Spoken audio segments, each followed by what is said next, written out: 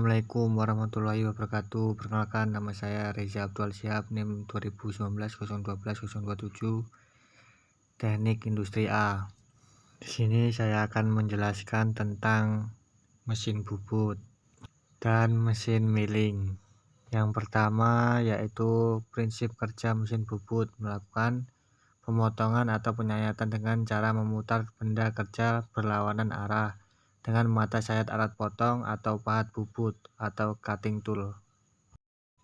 Dan yang kedua yaitu fungsi mesin bubut, yaitu memegang dan memutar benda kerja untuk melakukan operasi permesinan. Kegunaan dari mesin bubut adalah untuk menghasilkan benda-benda putar, membuat ulir, pengelasan, pengeboran, meratakan permukaan benda putar, dan pembuatan tirus. Selanjutnya saya akan menjelaskan tentang bagian-bagian mesin bubut.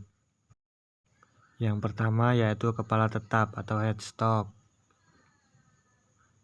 cekam cuk memegang benda kerja, ada kepala lepas atau tailstock, handle kepala lepas menggerakkan poros spindle kepala lepas maju atau mundur, pengunci kepala lepas agar tidak bergerak terhadap landasannya. Pengunci poros spindle kepala lepas atau mengunci poros spindle kepala lepas agar tidak bergerak. Senter kepala lepas menjepit ujung benda pada saat membuat poros yang panjang. Pemegang pahat atau tool push, pengatur kecepatan, pemakanan otomatis atau bubut rata dan penguliran. Eretan atas atau untuk pembubutan tirus dan penguliran.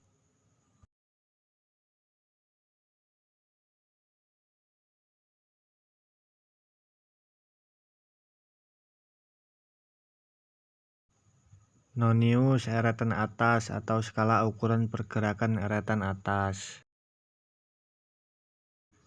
Handle eretan atas atau untuk menggerakkan eretan atas. Eretan melintang atau menggerakkan pahat secara melintang. Nonius eretan melintang atau skala ukuran pergerakan eretan melintang. Handle eretan melintang atau untuk menggerakkan eretan melintang. Eretan memanjang atau menggerakkan pahat secara memanjang. Nonius eretan memanjang, skala ukuran pergerakan eretan memanjang. Handle eretan memanjang untuk menggerakkan eretan memanjang. Poros transportir ulir. Poros transportir pembubutan memanjang. Ada handle otomatis feeding. Handle on off spindle mengaktifkan putaran spindle dan menentukan arah. Tombol power off mesin atau emergency. Tombol power on mesin. Pengunci ulir mengaktifkan proses penguliran. Untuk selanjutnya yaitu mesin milling adalah suatu mesin perkakas yang menghasilkan sebuah bidang datar di mana pisau berputar dan bergerak melakukan langkah pemakanan. Yang pertama ada base atau dasar mesin, merupakan bagian bawah dari mesin fries yang berfungsi untuk menopang badan atau tiang dan sebagai tempat cairan pendingin. Yang kedua ada meja kerja atau work table. Meja merupakan komponen mesin fries yang berfungsi untuk meletakkan benda kerja ketika benda kerja tersebut akan mengalami proses pemesinan.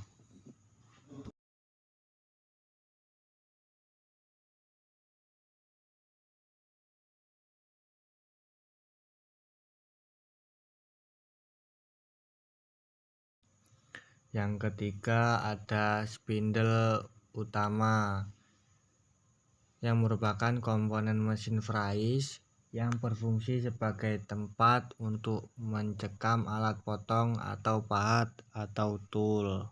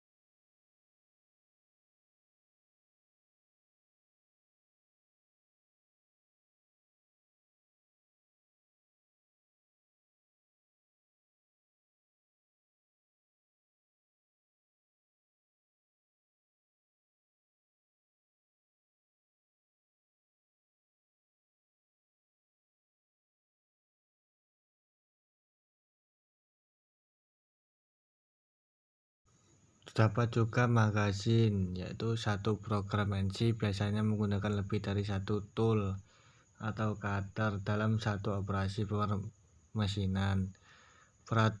Pertukaran cutter yang satu dengan yang lainnya dilakukan secara otomatis melalui perintah yang tertera pada program. Oleh karena itu harus ada tempat khusus untuk menyimpan tool-tool yang akan digunakan selama proses permesinan.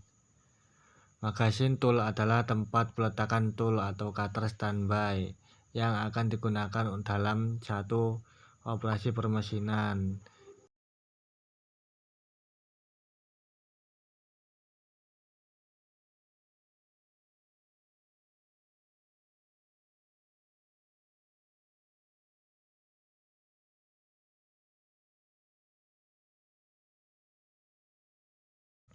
Controller merupakan komponen mesin fries yang berfungsi sebagai pengatur dari bagian-bagian mesin yang bergerak.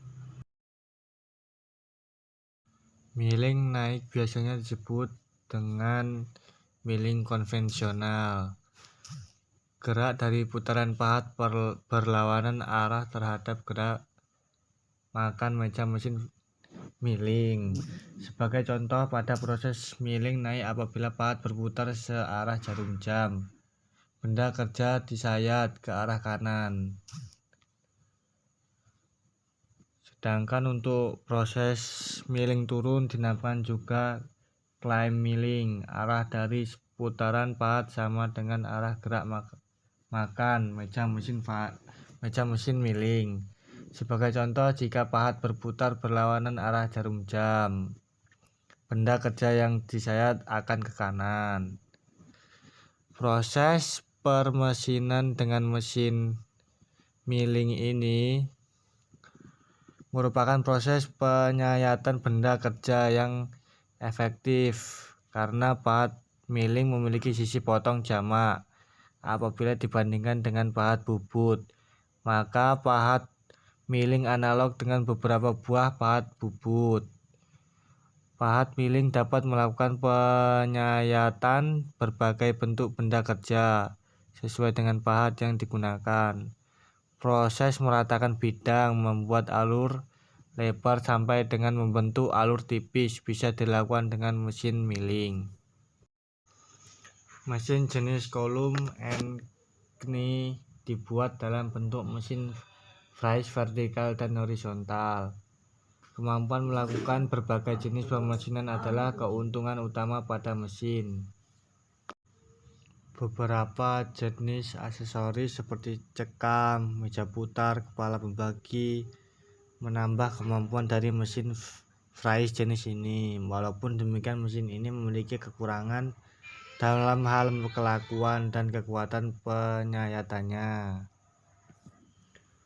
Kekakuan mesin yang baik serta tenaga mesin yang biasanya relatif besar menjadikan mesin ini banyak digunakan pada perusahaan manufaktur. Mesin fries pada saat ini telah banyak yang dilengkapi dengan pengendali CNC untuk meningkatkan produktivitas dan fleksibelnya. Produk permesinan di industri pemesanan semakin kompleks, maka mesin fries jenis baru dengan bentuk yang tidak biasa telah dibuat. Biasanya digunakan untuk keperluan mengerjakan satu jenis penyayatan dengan produktivitas atau duplikasi yang sangat tinggi. Mesin tersebut misalnya mesin fries profil, mesin fries dengan spindle ganda atau 2, 3, sampai 5 spindle, dan mesin fries planer. Dengan menggunakan mesin fries khusus ini, maka produktivitas mesin sangat tinggi, sehingga ongkos produksi menjadi rendah karena mesin jenis ini tidak memerlukan setting yang rumit. Demikianlah penjelasan yang dapat saya sampaikan.